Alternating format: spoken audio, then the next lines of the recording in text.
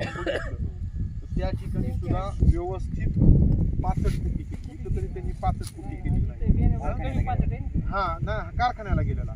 तुम्हाला सांगू का, आपण जर व्यवस्थित 65 फुटी केली तर सगळी 65 जी आहे ती चांगली ह्याच्यात दडपून बसली. राहिलेली जी आहे पण पडती. तिथं सुद्धा एक चूक झालेली आहे. ही खोडक्या ज्या आहेत ना त्या वरी राहिल्या बघा ह्या, तिथं त्यांनी काय केलं माहिती का, आता ही लेबरनं खाणून ट्रॅक्टरनं गेले ट्रॅक्टरनं जर ह्याला व्यवस्थित जर आपण खोडकी कटर म्हणतो आपण त्याला, खोडकी कटर एकदम त्याला धारदार ब्लेड चांगली लावायची. ब्लेड जर त्याची ही झाटली चांगलं शिवटून घ्यायला लावायचं त्याला आणि ह्याच्यावर ते व्यवस्थित चालवायचं. ह्यानं काय होणार आहे, खालून येणारे जी काही फुटवे आहेत ना ते जमिनीच्या खालून येतील. नाही तर ही वरच्या वरी जर आलं ना ह्याचा ऊस तयार मोडत येतं ती आणि मग आपलं एकरी ऊसाचं जी काही प्लांट पॉप्युलेशन आहे ती कमी होत आहे. ही होऊ द्यायचं नाही. एक विषय तो. त्याच्यानंतर हे चालवल्यामुळं 65 कुट्टी करून वरंब्यावर पण 65 पडलेली असती ना, पण ते गोल गोल फिरतय ती सगळी 65 काय होती इकडे सरीमध्ये येऊन दबली की हा वरंबा झाला स्वच्छ. लगेच ह्या ठिकाणी बुरशीनाशकाचा स्प्रे घेतला. आता तुम्ही त्या रानामध्ये आपण बघितलं काय मोठ्या प्रमाणामध्ये काय झालंय, तांबेरा आलाय आणि काही गवती वाढ झाल्या.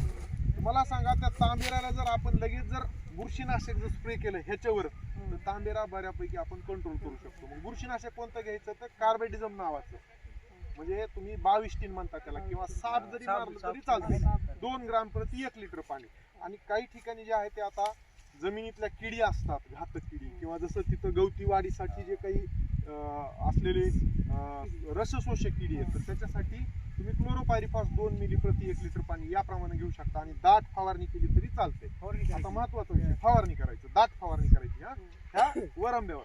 आता आपला विषय कोणता चालू होता किंवा हे 65 ठेवल्यामुळं मशागत कशी करता येईल, तर ह्याला 2-3 पर्याय आहेत.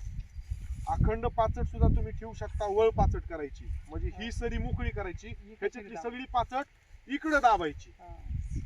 तुम्हाला काम करायला मोकळी झाली. ही इथं काय ऑपरेशन करायचे, खुडकी चालवा, बैल चली, ट्रॅक्टर चालवायचं, ट्रॅक्टर चालवा, काहीच प्रॉब्लेम नाही. खोडकी कटर करायचं नंतर 65 फुटी करायची.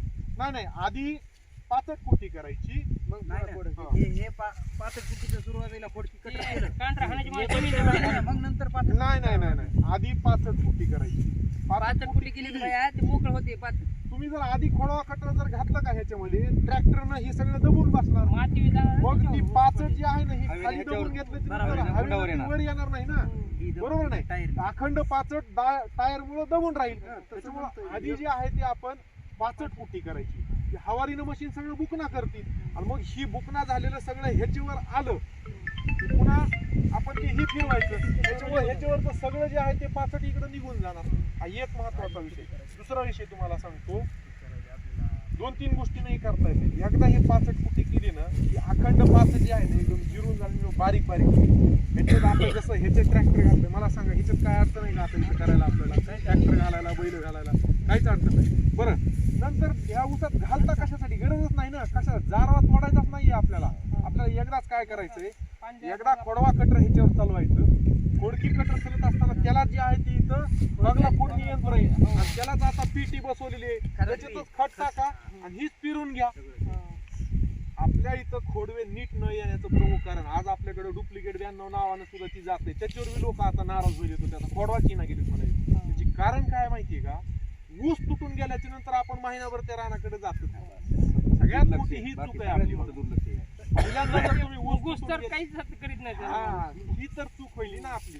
अहो त्याला उगवून यायला त्याला अन्नद्रव्य लागणार आहेत. हे 65 पुजण्यासाठी तिथं जे आहे ते स्पर्धा आहे जीवाणूंची, कर्ब आणि नत्राचं तिथं जे आहे ते स्थिरीकरण तिथं किंवा तिथं त्याचा सीएन रेशो मेंटेन झाला पाहिजे. या सगळ्या गोष्टीसाठी पहिल्यांदा आपण 65 ठेवल्या हे सगळे ऑपरेशन केल्या ह्याच्यावर युरियाची 1 गोणी आणि सिंगल सुपर फॉस्फेटची 1 गोणी आपण टाकायला पाहिजे 50-50 किलोची.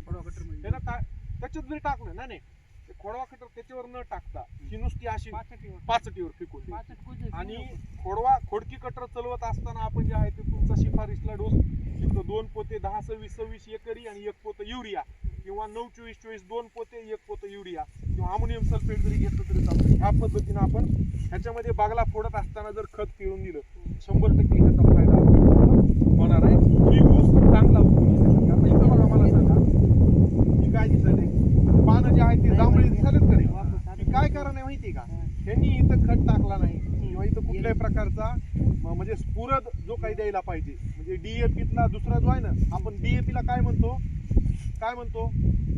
1846 म्हणतो नाही, डीएपीला 1846. मग ह्या 1846 म्हणजे काय माहितीये का, 18% आहे तो युरिया किंवा नत्र आणि 46 काय आहे स्फुरद. जो स्फुरद इथं कमी पडायला, हा पोटॅश नाही त्याच्यामध्ये, बरोबर आहे. डीएपीचे 50 किलोचे 2 पोते टाकल्याच्या नंतर तुमच्या रानामध्ये 18 किलो नत्र जाते, 46 किलो काय जाते स्फुरद जाते. हे सुद्धा आपण समजून घ्यायला पाहिजे.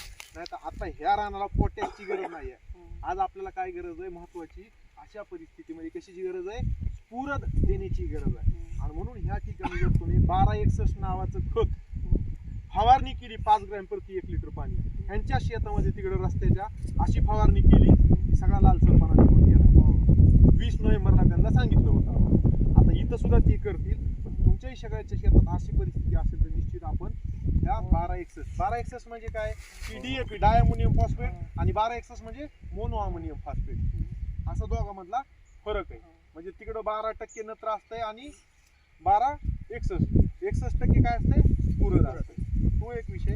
आता आपला महत्वाचा विषय काय की आपल्याला पाचट व्यवस्थापन करायचं. पाचट व्यवस्थापनाच्या अनुषंगानं डीएपी वापरा, येऊन जायचं. डीएपीची निवडी जरी केली तरी चालते बरं का. 200 लिटर पाणी घ्या, 200 लिटर पाण्यामध्ये 2 किलो डीएपी टाका, ते चांगलं रात्रभर भिजू द्या, चांगलं ढावळा त्याला, आणि ते जरी डायरेक्ट फवारणी केली तरी चालते, काहीच प्रॉब्लेम. आता होईल का लागवडीला हे सुद्धा करू शकतो आपण. ही विद्यापीठाची शिफारस आहे. कोणता खत पेरलाय सांग ना साहेब. आता लागवड ती तेवढी बघ ना. आता आता लागवड केलेली सर. होय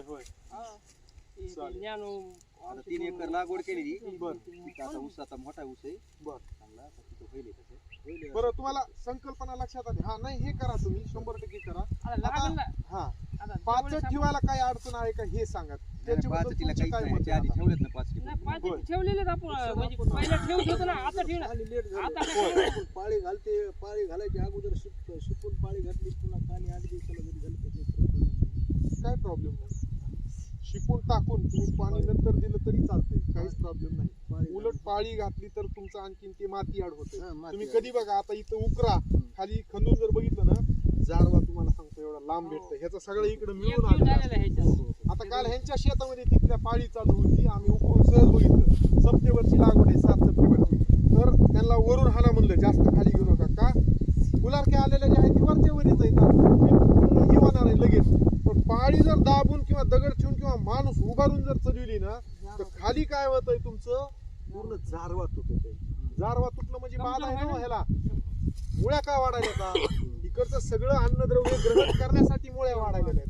त्यालाच तुम्ही मारायला, तुम्ही तिकडे जाईल का खत, नाही जाणार. ही सुद्धा गोष्ट जी आहे ती आपण लक्षात घेणं गरजेचं आहे. तर पाचटाच्या बाबतीत लक्षात आलं ना सगळ्यांना, पाचट कुणीही जाळायचं नाही. ही एक आज 21 शुगर्सच्या माध्यमातून आपल्या गावकऱ्यांच्या माध्यमातून आणि बघा ना, चर्चा पण झाली. म्हणजे तुमचेही काही प्रश्न होते महत्वाचे किंवा काय, ह्यांचा विषय इथं निघाला लालसरपणाचा, तर तो सुद्धा विषय लक्षात आला तुमच्या. किंवा आता लावलेला आहे ना, हेच बी नाही. बरं हे 2 मेजर जातीमध्ये, ह्या एक जातीमध्ये दिसलं आणि 86-32 मध्ये जातीचा दोष नाही. थंडी जशी वाढली तशी काही ठिकाणी जे आहे ते अन्नद्रव्य जे आहे ते कमतरता निर्माण व्हायला चालू होते. ह्या जर जास्त गवतीचं थंडी करायचं वाढली, असेल, गवतीचं आपण ज्यावेळेस पहिलं उगवत आहे बेटाडं काढणे आणि जाळून टाकणे महत्वाचा विषय. गवतीचं तिथं बेटाडे जाळूनच टाकायचे, पण गवती वाढू नये आपल्या शेतामध्ये म्हणून ती फवारणी जी आहे ती एक कीटकनाशकाची करणं गरजेचं आहे. हा महत्वाचा विषय. ठीक आहे, क्लोज करा.